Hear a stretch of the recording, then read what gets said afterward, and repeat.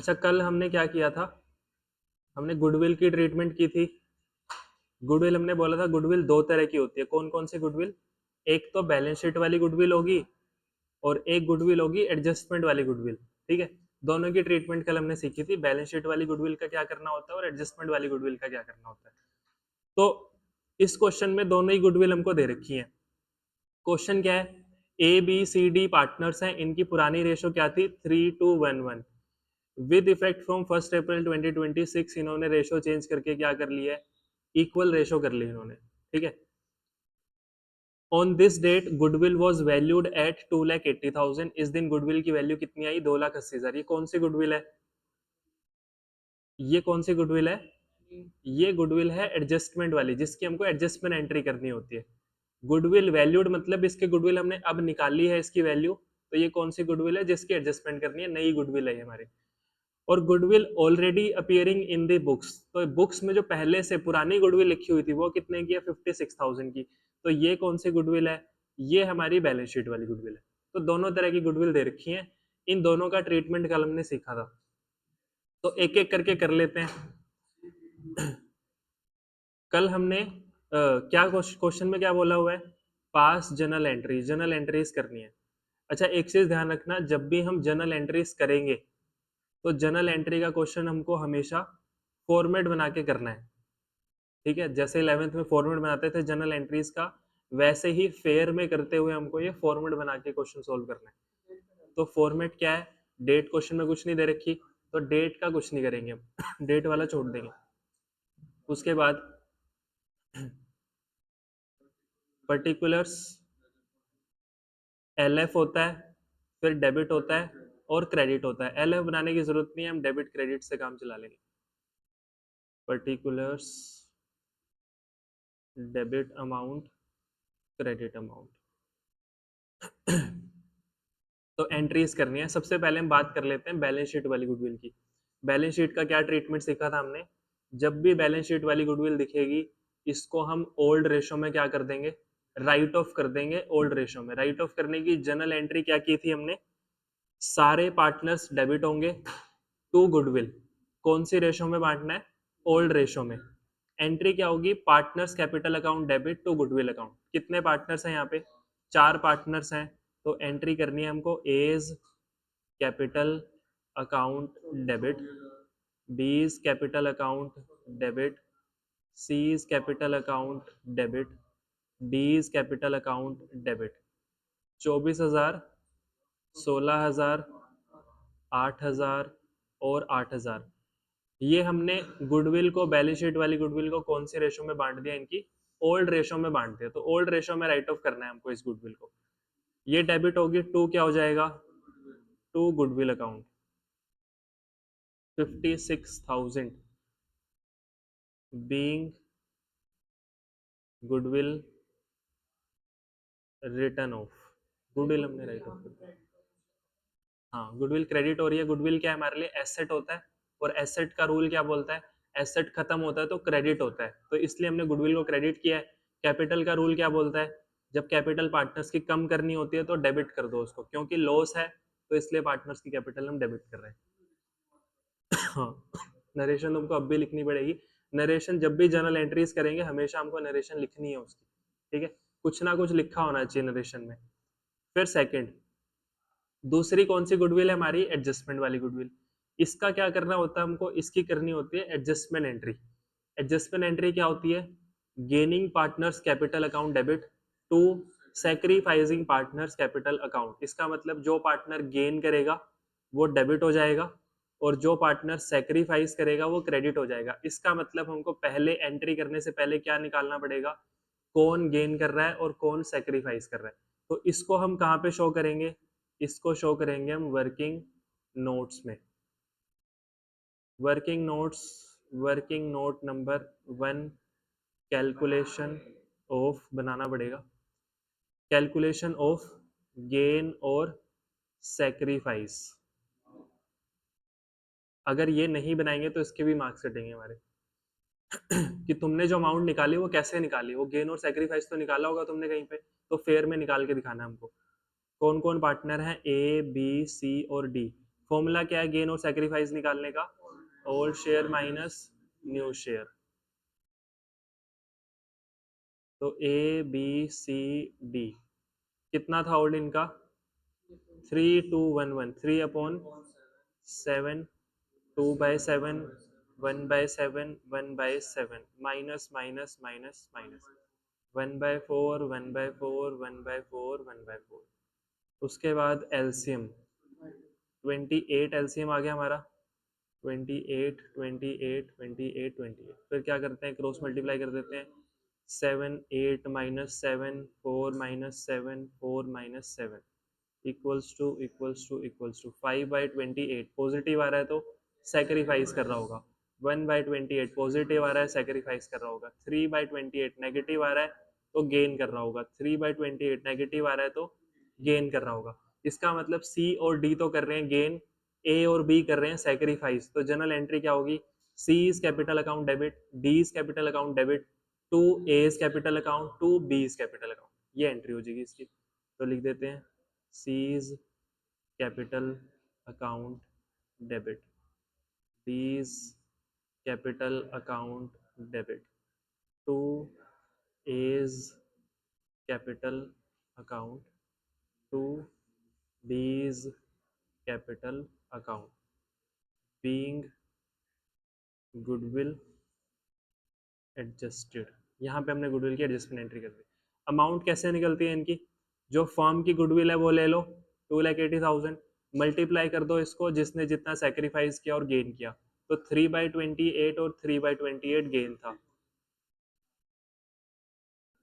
यहाँ पे तो गेन आएगा ना, इंटू 3/28। तो ये कितना हो गया? 30,000 और 30,000।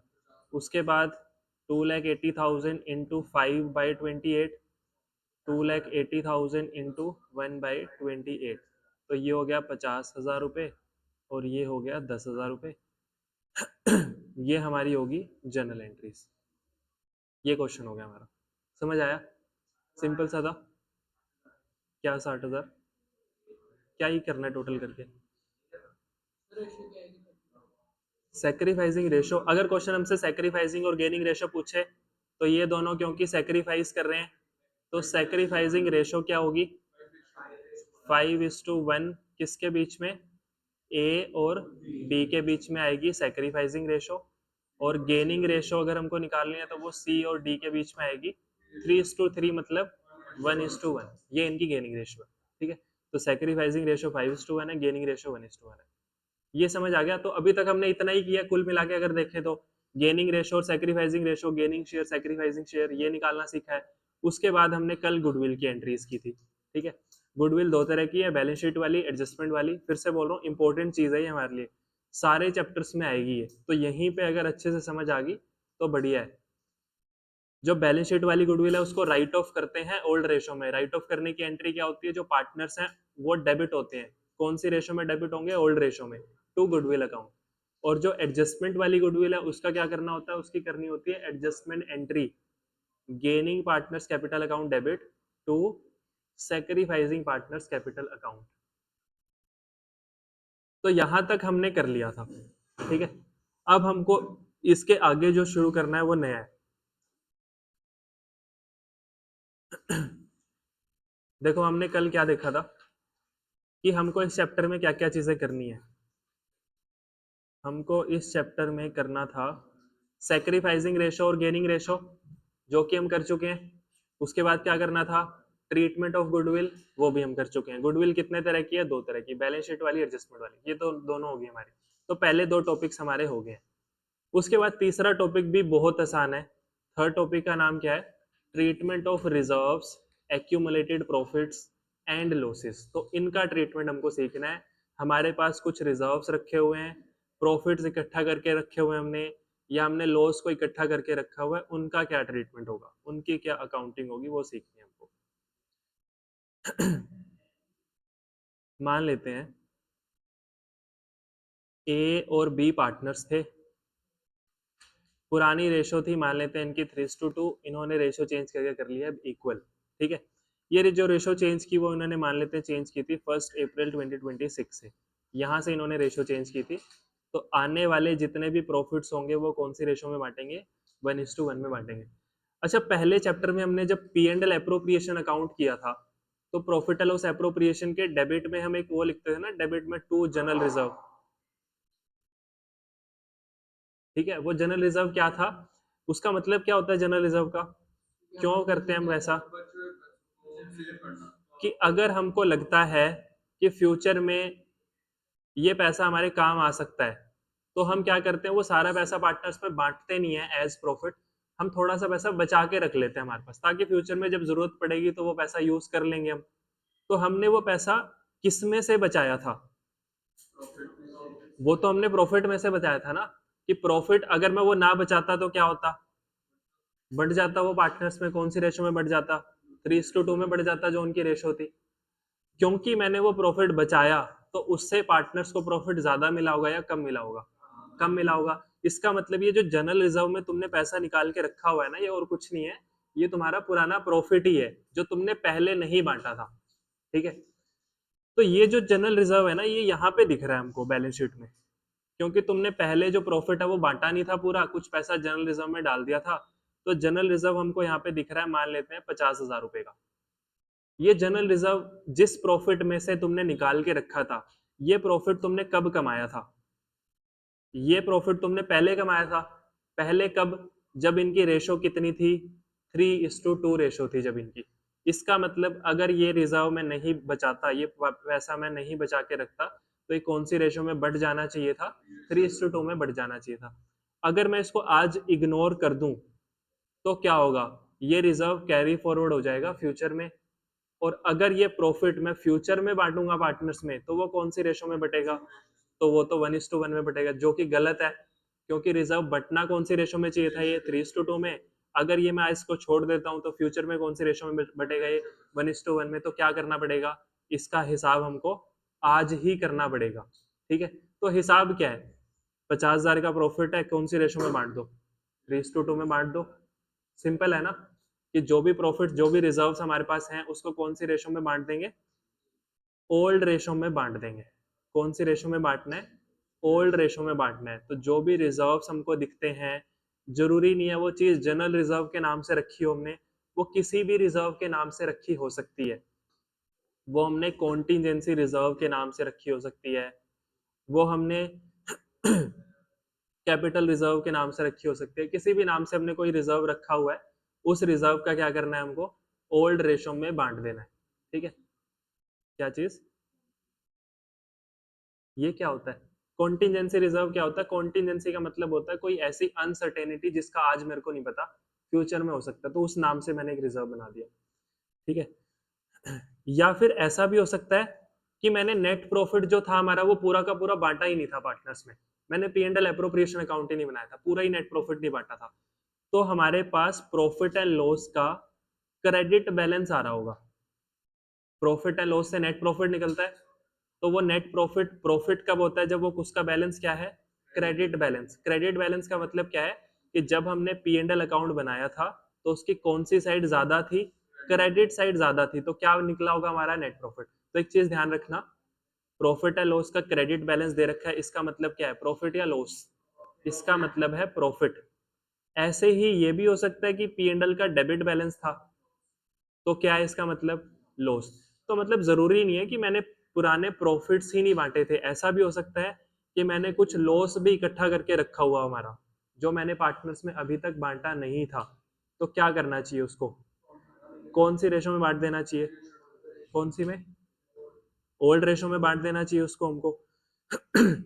तो इसका मतलब है हमारे पास जितने भी रिजर्व्स होंगे, जितने भी एक्यूमुलेटेड प्रॉफिट्स होंगे या फिर लॉसेस होंगे, उनका क्या करना है हमको, ओल्ड रेशो में बांट देना है। समझ आ गया, तो सिंपल सा है, अगर मैं प्रॉफिट को ओल्ड रेशो में बांटूंगा तो पार्टनर्स को प्रॉफिट मिलेगा, पार्टनर्स को प्रॉफिट मिलेगा तो उनकी कैपिटल डेबिट होगी या क्रेडिट होगी, उनकी कैपिटल क्रेडिट होगी। ऐसे ही अगर मैं पार्टनर्स में लॉस बांटता हूं, तो उनसे लॉस हम लेंगे तो उनकी कैपिटल क्या होगी, डेबिट हो जाएगी। समझ आ गया, तो प्रॉफिट बांटना है तो कैपिटल को क्या कर देंगे, क्रेडिट, लॉस बांटना है तो कैपिटल को क्या कर देंगे, डेबिट। तो जनरल एंट्री क्या होगी, जनरल एंट्री बांटने की, या तो रिजर्व बांटने की या फिर प्रॉफिट बांटने की एंट्री क्या होगी, रिजर्व्स या फिर प्रॉफिट अकाउंट डेबिट, जिस भी नाम से रिजर्व दे रखा है वो डेबिट कर देंगे। टू पार्टनर्स कैपिटल अकाउंट, कौन से कौन सी रेशो में बांटना है,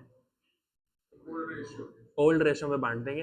तो अगर पूरी एंट्री देखने तो क्या होगी, प्रॉफिट या रिजर्व जो भी दे रखा है, मान लेते हैं जनरल रिजर्व है, general reserve account debit to A's capital account to B's capital account, कौन सी रेशो में, इस एग्जांपल में 3:2 में बांट देंगे। हमारे पास रिजर्व कितने का था, 50,000 का, तो एग्जैक्ट एंट्री क्या होगी इसकी, general reserve account debit to A's capital account to B's capital account, 50,000 का जनरल रिजर्व था, 30,000 ए को दे देंगे, 20,000 रुपए बी को दे देंगे। रोज क्यों है, जनरल रिजर्व तो हमने प्रॉफिट में से कुछ पैसा निकाल के रखा हुआ था, डेबिट क्यों होगा,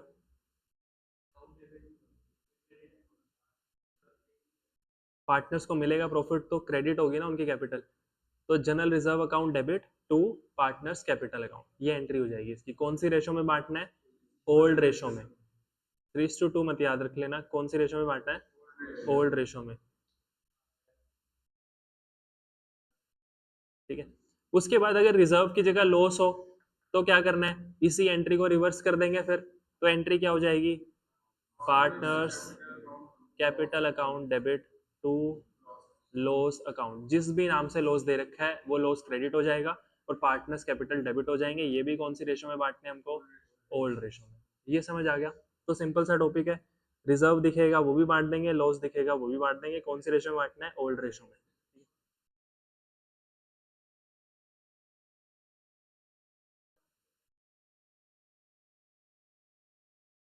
ट्रीटमेंट ऑफ रिजर्व, केस ए, अभी हमको नहीं पता केस बी है इसके अंदर, क्या क्या करना है, partner decided to distribute reserve accumulated profit and losses. अभी तो हमको यही पता है ना कि जो भी प्रॉफिट होंगे रिजर्व होंगे वो कौन सी रेशो में बांटने हैं, ओल्ड रेशो में। क्या कुछ और भी कर सकते हैं इसका, हम कर सकते हैं पर अभी नहीं पता हमको क्या कर सकते हैं। अभी क्या सीखा है हमने, अगर रिजर्व दिखेगा तो क्या करना है, ओल्ड रेशो में बांट देना है।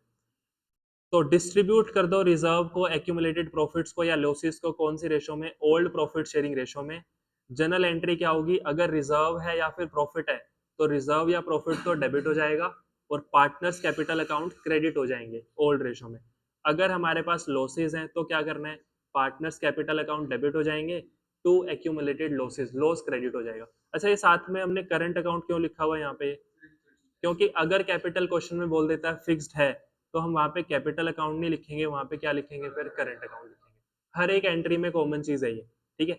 तो जहां पे भी हम कैपिटल अकाउंट लिखते हुए आ रहे हैं, वहां पे कैपिटल की जगह क्या हो जाएगा, करंट अकाउंट हो जाएगा, अगर उनकी कैपिटल क्या है, फिक्स्ड है।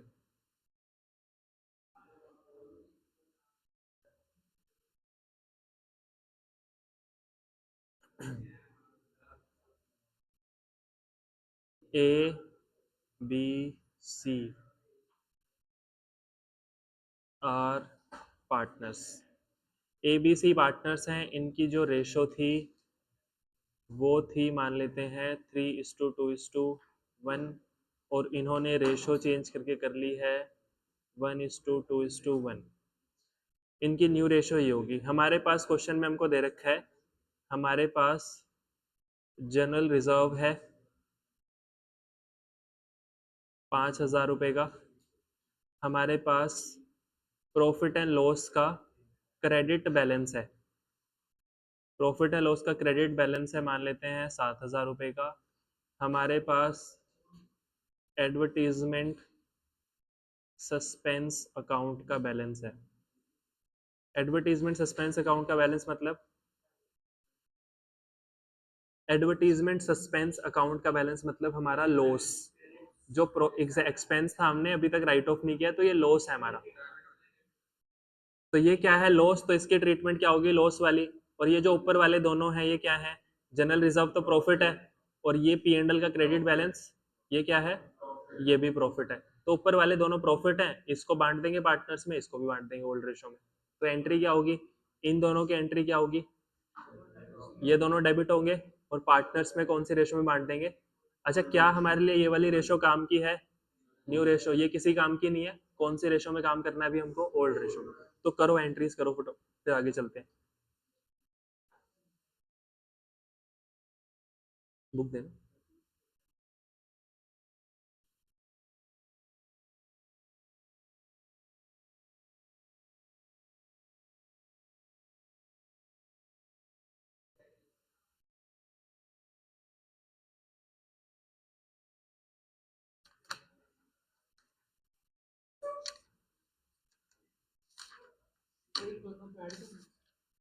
कर सकते हैं, ऐड करेंगे तो हमारे लिए शॉर्टकट रहेगा, जल्दी हो जाएगा, अलग अलग भी। हाँ, जब एंट्री करेंगे तो अलग अलग ही लिखना है हमको दोनों। जब एंट्री करेंगे तो ये लिखेंगे ना, general reserve account debit, profit and loss account debit to ABC। बांट इकट्ठा सकते हैं ऐड करके।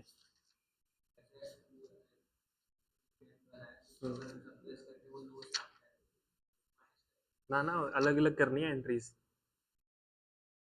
इन दोनों की इकट्ठी कर सकते हैं, इसकी अलग ही करनी है। हाँ।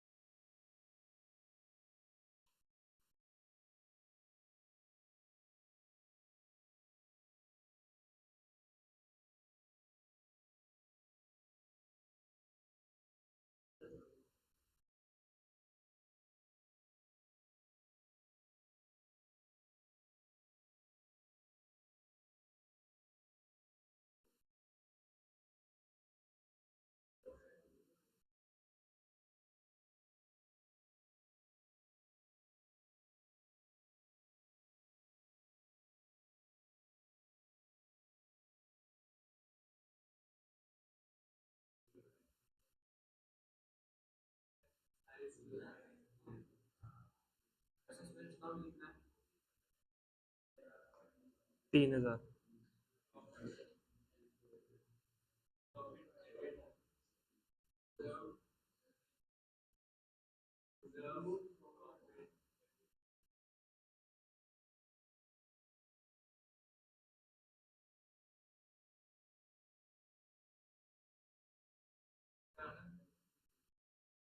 हुआ नहीं। रिजर्व और profit and loss account debit 5000 और 7000। Loss, profit and loss account debit to A's capital account, to B's capital account, to C's capital account. 12000 को 3 to 1 में बांट देंगे, 6, 4 और 2000। हाँ। और फिर सेकंड एंट्री में क्या होगा, A's capital account debit, B debit, C debit to advertisement suspense. 3000 को 3 to 1 में बांट देंगे।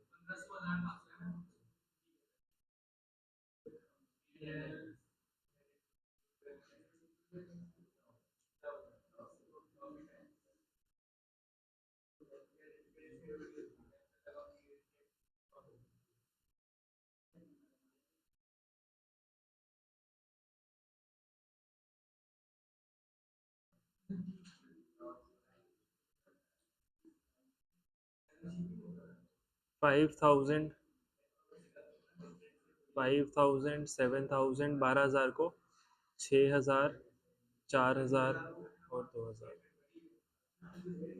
being general reserve and P&L distributed. Second entry, A is capital account debit, B is capital account debit, C is capital account debit to, ऐसे नहीं करना। हम्म, हम्म, हम्म। 3,000, 1,500 इसका हो गया, 1,000 रुपये इसका हो गया और 500 रुपये इसका हो गया। तो ये एंट्रीज होगी, समझ आ गया ये वाला? ठीक है, तो रिजर्व प्रॉफिट्स या लॉसेस अगर हमको दिखेंगे तो क्या करना है, उनको ओल्ड रेशो में बांट देना है। जब हम ओल्ड रेशो में बांटेंगे, अगर रिजर्व है प्रॉफिट है तो पार्टनर्स को मिलेगा, तो पार्टनर्स कैपिटल अकाउंट क्रेडिट हो जाएंगे, और पार्टनर से अगर लॉस है तो पार्टनर से लेंगे, तो पार्टनर्स कैपिटल अकाउंट डेबिट हो जाएंगे। ठीक है, कैसे ये, वही तो किया है हमने, टोटल करके तो बांटा है। अलग अलग भी एंट्रीज कर सकते हैं इनकी, फिर 3 एंट्रीज करनी पड़ेंगी हमको, वो भी कर सकते हैं। ये वाला शॉर्टकट है, ठीक है, हमने जल्दी हो। हाँ, अच्छा क्वेश्चन देखो फटाफट। क्वेश्चन क्या है, ओम और शिव पार्टनर्स हैं, रेशो क्या है उनकी 4:1। They decided to share future profits in the ratio of 3:2। On that date profit and loss showed a debit balance of ₹1,00,000। Debit balance का मतलब लॉस है, तो लॉस की एंट्री क्या होगी, Om's capital account debit, Shiv's capital account debit to P&L account. 1,00,000 को कौन सी रेशो में बांट देंगे, 4:1 में। ओल्ड रेशो क्या थी इनकी 4:1, तो कितना कितना मिलेगा 80,000 और 20,000 रुपए। ठीक है, 13th क्वेश्चन, ए बी और सी पार्टनर्स है, रेशो क्या है 5:3:2। इन्होंने रेशो चेंज करके कर लिया 2:3:5। बोल रहे जनरल एंट्रीज करके दिखाओ। अच्छा, ये अभी हमने नहीं किया है। अभी हम उस पे आते हैं। चलो यहां तक समझ आ गया। उसके आगे अब हम कुछ देख रहे हैं। ए और बी पार्टनर्स हैं, इनकी रेशो क्या थी 3:2।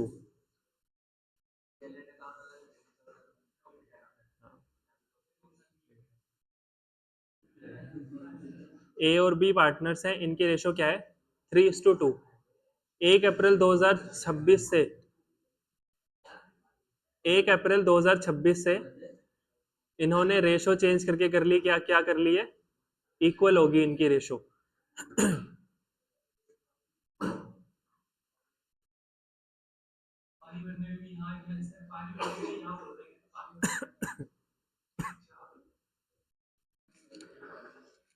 इन्होंने रेशो चेंज करके क्या कर ली, इक्वल कर ली। उस दिन इनके पास क्या रखा हुआ था बैलेंस शीट में, जनरल रिजर्व रखा हुआ था। ये जनरल रिजर्व इन्होंने कब बनाया था, पहले बनाया था इन्होंने जनरल रिजर्व, तो कौन सी रेशो में बटना चाहिए था 3:2 में। अच्छा, ये जनरल रिजर्व बनाया किस लिए था इन्होंने, कि अगर फ्यूचर में हमको जरूरत पड़ती है तो हम इस जनरल रिजर्व में से पैसा यूज कर लेंगे, इसलिए बनाया था जनरल रिजर्व। तो अगर मैं आज इस जनरल रिजर्व को बांट दूंगा, ये तो खत्म हो जाएगा ना। अभी तो हमने यही किया, ओल्ड रेशो में बांट दो, तो ये तो खत्म हो गया, फ्यूचर में क्या अब जरूरत नहीं पड़ेगी, पड़ सकती है जरूरत तो हम इनके पास ना एक और ऑप्शन है। वो ऑप्शन क्या है, अच्छा मान लेता हूं कि हमने डिसाइड किया ये छोड़ देते हैं इसको, फ्यूचर में जरूरत पड़ेगी। अगर मैंने इसको ऐसे ही छोड़ दिया तो दिक्कत क्या है इसमें, अगर ये फ्यूचर में गया तो फ्यूचर में कौन सी रेशो में बटेगा, फिर ये बाद में इक्वली बटेगा, जो कि गलत है। कौन सी में बटना चाहिए 3:2 में। तो इसका हमारे पास समाधान क्या है, हम बोल रहे हैं हमको बांटना भी नहीं है। बांटना क्यों नहीं है, क्योंकि फ्यूचर में काम आएगा। दूसरी चीज हम ये भी बोल रहे हैं अगर फ्यूचर में गया तो कौन सी रेशो में बटेगा, ये 1:1, जो वो भी गलत है। तो इसका सॉल्यूशन क्या है हमारे पास, इसका सॉल्यूशन सेम वही है जो सॉल्यूशन हमने गुडविल का निकाला था। गुडविल का क्या करते थे हम, एडजस्टमेंट एंट्री। तो इसमें भी क्या करनी पड़ेगी हमको, adjustment entry. Adjustment entry simple क्या बोलती है, सिंपल ये बोलती है कि जिसको ज्यादा मिल रहा है ना, जिसका फायदा हो रहा है उससे ले लो, और जिसका नुकसान हो रहा है उसको दे दो। सिंपल इसकी भी एडजस्टमेंट एंट्री कर देते हैं। ये कौन सी रेशो में बटना चाहिए था? 3:2 में। अगर ये 3:2 में बटता तो 30,000 इसको मिलता और 20,000 इसको मिलता, क्योंकि ये पुराना रिजर्व है ना। ए बांटने देगा न्यू में? नहीं बांटने देगा। क्यों नहीं बांटने देगा? क्योंकि इसको ज्यादा मिलना चाहिए था। ये ए तो ये बोलेगा ना इससे अच्छा तो पहले ही बांट देते हम, ठीक है, इसलिए न्यू में नहीं बांट सकते, क्योंकि ए का नुकसान हो रहा है उसमें। क्योंकि ए को अगर ओल्ड में बटता तो कौन सी कितना मिलता उसको? 30,000। अच्छा, जब उसको बांटेंगे हम 30, अगर 3:2 में बांटते तो कितना कितना मिलता? 30,000 और 20,000। अब क्योंकि हम बोल रहे हैं इसको हम फ्यूचर में लेके जाएंगे, काम आ सकता है, तो अभी नहीं बांटेंगे। अगर ये फ्यूचर में बटा तो किसको कितना कितना मिलेगा? दोनों को मिलेगा 25,000 25,000। किसका नुकसान हो रहा है? ए का नुकसान हो रहा है कितने का? 5,000 का। किसका फायदा हो रहा है? बी का। कितने का फायदा हो रहा है? 5,000 का। तो सोल्यूशन क्या है? बी से 5,000 रुपए लेके ए को 5,000 रुपए दे दो। जनरल रिजर्व तुमको छेड़ने की जरूरत नहीं है। नहीं, फायदा किसका हो रहा है यहाँ पे? ए का कैसे फायदा हो रहा है? ए को मिलना कितना चाहिए था? 30। मिलेगा कितना? 25। तो ए का हो रहा है नुकसान 5,000 रुपए का। बी को कितना मिलना चाहिए था? 20। मिलेगा कितना इसको बाद में? 25। तो बी का तो फायदा होगा 5,000 रुपए का। तो सॉल्यूशन क्या है?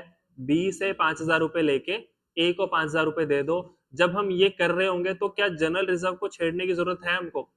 सिंपल क्या करो, बी की कैपिटल से पैसा निकाल के ए की कैपिटल में पैसा डाल दो। तो अगर मैं जनरल एंट्री देखूं तो जनरल एंट्री क्या बनेगी इसकी? B's capital account debit to A's capital account, यही एंट्री बनेगी।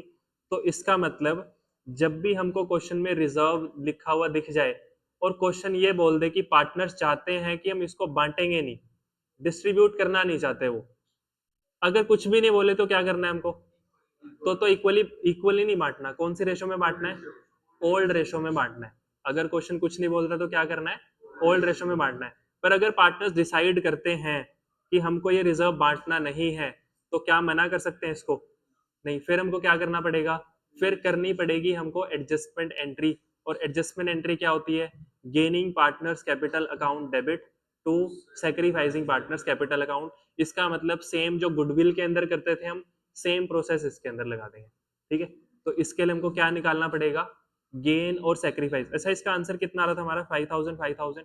इसी को अगर हम वैसे सॉल्व कर रहे हैं गुडविल की तरह तो क्या करना पड़ेगा? पहले गेन और सेक्रीफाइस निकालना पड़ेगा। तो निकाल लेते हैं ए का और बी का गेन और sacrifice. Old share minus new share, 3/5 2/5 minus 1/2 1/2। LCM आ गया इसका 10, ये हो गया 6 माइनस 5 1/10। क्या किया इसने? सेक्रीफाइस। एलसीएम आ गया 10, 4 माइनस 5 1/10। क्या किया इसने? गेन। तो एंट्री क्या होगी? जनरल एंट्री क्या बनेगी इसकी? जो गेन करेगा वो डेबिट हो जाएगा और जो सेक्रीफाइस करेगा वो क्रेडिट हो जाएगा। तो एंट्री क्या होगी? B capital account debit to A capital account. और अमाउंट कैसे निकलेगी इसकी? जितने का जनरल रिजर्व है इनटू जो जितना गेन करेगा उससे उतना ले लेंगे, जो जितना सेक्रीफाइस करेगा उसको उतना दे देंगे। तो बी से कितना लेना है? 50,000 इंटू 1/10। तो कितना आएगा? 5,000। वही आंसर आ रहा था हमारा, 5,000 रुपए, ठीक है। ये समझ आ गया?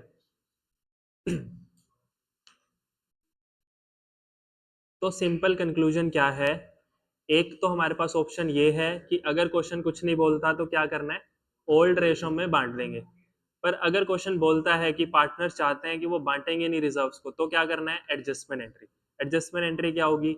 Gain to sacrifice. Same goodwill की तरह यहाँ पे एडजस्टमेंट एंट्री हो जाएगी, ठीक है। अच्छा, क्या जरूरी है हमारे पास प्रॉफिट ही होगा हमेशा? इसकी जगह लॉस भी तो हो सकता है 50,000 रुपए का। फिर क्या करेंगे? तो फिर से वही ऑप्शन आ सकता है हमारे पास। अगर कुछ नहीं बोलता क्वेश्चन तो क्या करना है? ओल्ड रेशो में बांटना है। अगर क्वेश्चन बोलता है कि पार्टनर्स अभी लॉस को बांटना नहीं चाहते तो क्या करना है? Adjustment entry. उस केस में एडजस्टमेंट एंट्री क्या होगी? उस केस में एडजस्टमेंट एंट्री होगी सेक्रीफाइस टू गेन। जो सेक्रीफाइस करेगा वो डेबिट होगा, जो गेन करेगा वो क्रेडिट होगा। तो पहली बार हमारे पास एक ऐसी एंट्री आई है जहां पे हम गेनिंग वाले को क्रेडिट कर रहे हैं और सेक्रीफाइस वाले को डेबिट कर रहे हैं। इससे पहले जो गुडविल की एडजस्टमेंट एंट्री थी वो भी क्या थी? Gain to sacrifice. अच्छा, वो गेन टू सेक्रीफाइस क्यों थी? क्योंकि वो प्रॉफिट था ना।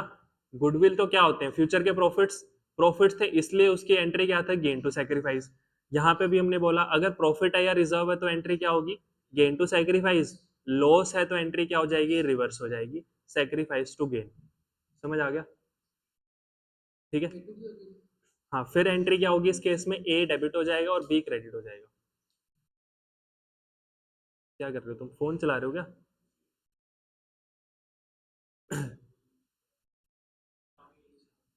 अच्छा देखो, केस ए देख लिया था हमने। केस ए क्या है, partners decided to distribute reserve accumulated profit and losses. Partner चाहते हैं वो बांट लेंगे, तो बांट लेंगे तो सिंपल क्या करो, ओल्ड रेशो में बांट दो।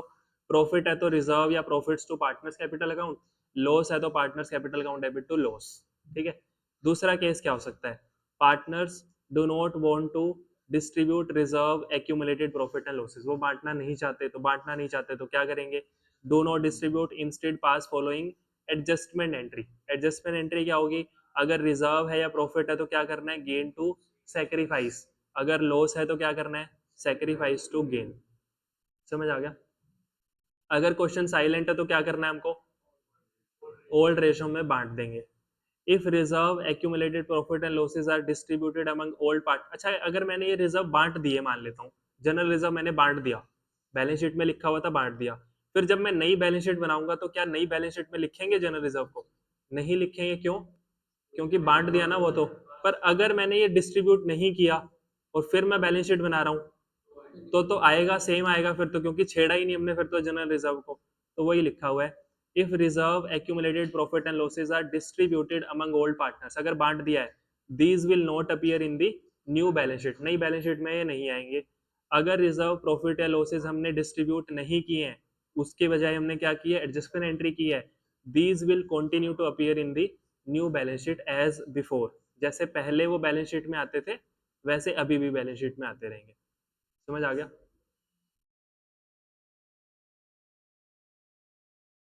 तो अब एक क्वेश्चन देखते हैं हम। क्वेश्चन है, ए बी सी पार्टनर्स है, रेशो दे रखी है 3:1, न्यू रेशो होगी इनकी 1:1।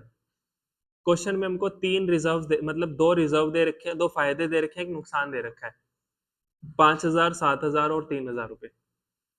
क्वेश्चन ने बोला हुआ है, पार्टनर्स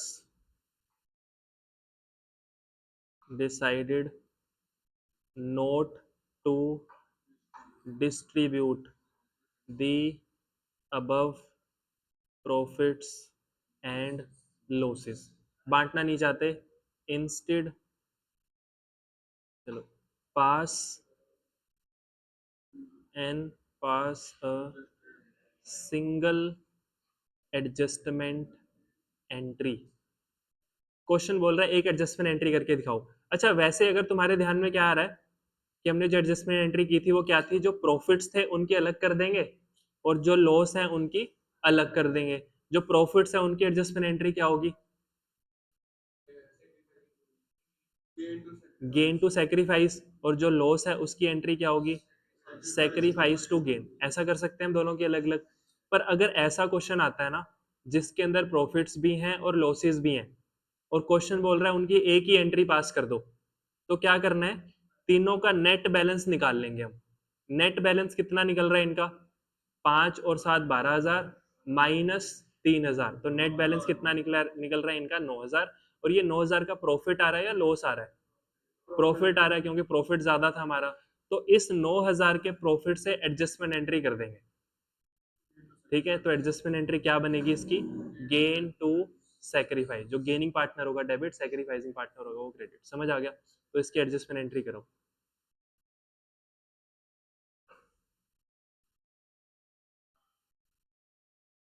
करो, पहले सेक्रीफाइस और गेन निकालना पड़ेगा, उसके बाद 9,000 की अमाउंट है हमारे पास प्रॉफिट की, उसकी एडजस्टमेंट एंट्री करते हैं।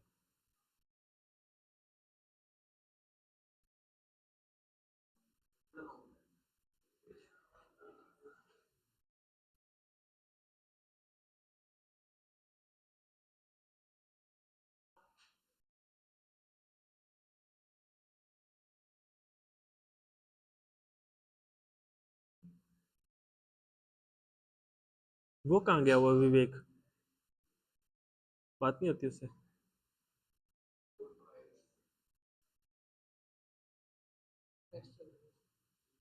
स्कूल में टेस्ट चल रहे हैं?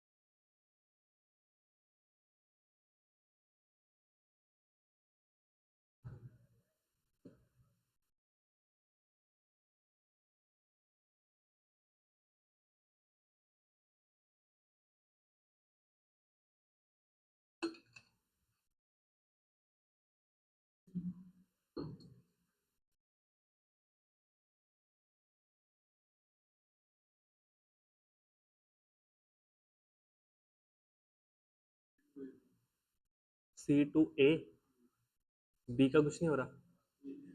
C to AB।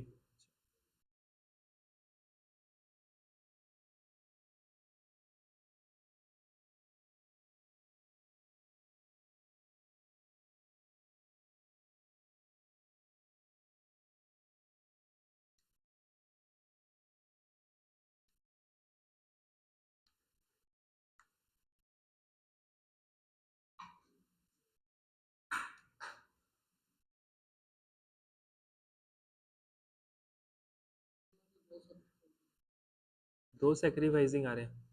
हाँ, दो ही आएंगे। A और B आ रहे हैं ना। C गेन कर रहा है तो C to AB।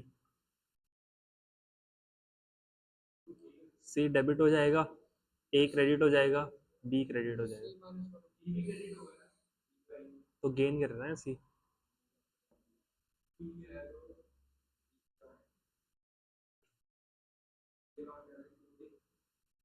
B का कुछ नहीं हो रहा। C to AB होगी ना entry. A B C। Old थी 3/6, 2/6, 1/6 माइनस 1/4, 2/4, 1/4 इक्वल्स टू, एलसीएम हो गया इनका 12, तो ये हो गया 6 - 3। एलसीएम हो गया 12, ये हो गया 4 - 6। एलसीएम हो गया 12, ये हो गया हमारा 6, 4 नहीं, कितना हो गया, 2 - 3, -1/12 -2/12, ये हो गया 3/12। तो इसका पॉजिटिव आ रहा है सेक्रीफाइस, इसका क्या आ रहा है गेन, इसका क्या आ रहा है गेन। तो एंट्री क्या होगी? नहीं, हाँ, नहीं, गलत क्या हो गया? दो गेन आ रहे हैं, एक सेक्रीफाइस आ रहा है। बी और सी गेन कर रहे हैं और ए सेक्रीफाइस कर रहा है। तो एंट्री क्या होगी? C is capital account debit, B is capital account debit to A is capital account. और अमाउंट कितनी आएगी? 9,000 का 1/12, 2/12 और 3/12 कर देंगे। नो, अमाउंट कैसे निकालते हैं? कितने की एडजस्टमेंट एंट्री करनी है? 9,000 की। तो 9,000 को इनसे मल्टीप्लाई कर देंगे 1/12, 2/12 और 3/12।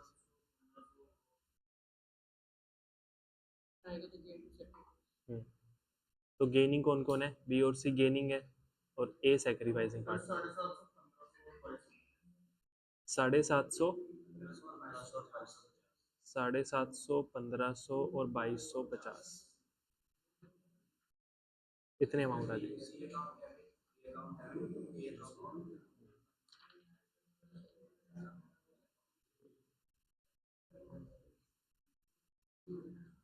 समझ आ गया? ये वाला जो अभी हमने क्वेश्चन किया ना, जिसके अंदर दो रिजर्व को जोड़ दिया, एक लॉस को माइनस कर दिया, या फिर ऐसा भी हो सकता था यहाँ पे 3 रिजर्व्स दे रखे होते थे, 3 प्रॉफिट दे रखे होते, एक लॉस दे रखा होता। ऐसा क्वेश्चन पेपर में आता है, ठीक है, जहां पे हमको क्वेश्चन क्या बोलेगा, रिजर्व्स दे देगा, लॉसेस दे देगा, क्वेश्चन बोलेगा उनकी एक सिंगल एडजस्टमेंट एंट्री पास करके दिखाओ। तो क्या करना है, सबको प्लस करके नेट बैलेंस निकाल लेंगे उनका, नेट नॉर्मली प्रॉफिट ही आ रहा होता है उसके अंदर, कई बार लॉस भी आ सकता है, ठीक है। तो अगर प्रॉफिट आ रहा है तो एंट्री क्या होगी, गेन टू सेक्रीफाइस, लॉस आ रहा है तो एंट्री हो जाएगी सेक्रीफाइस टू गेन, ठीक है। अगर क्वेश्चन कुछ नहीं बोल रहा तो ओल्ड रेशो में बांट देंगे फिर सबको, प्रॉफिट बांटने की एक एंट्री कर देंगे, लॉस बांटने की दूसरी एंट्री कर देंगे। समझ आ गया।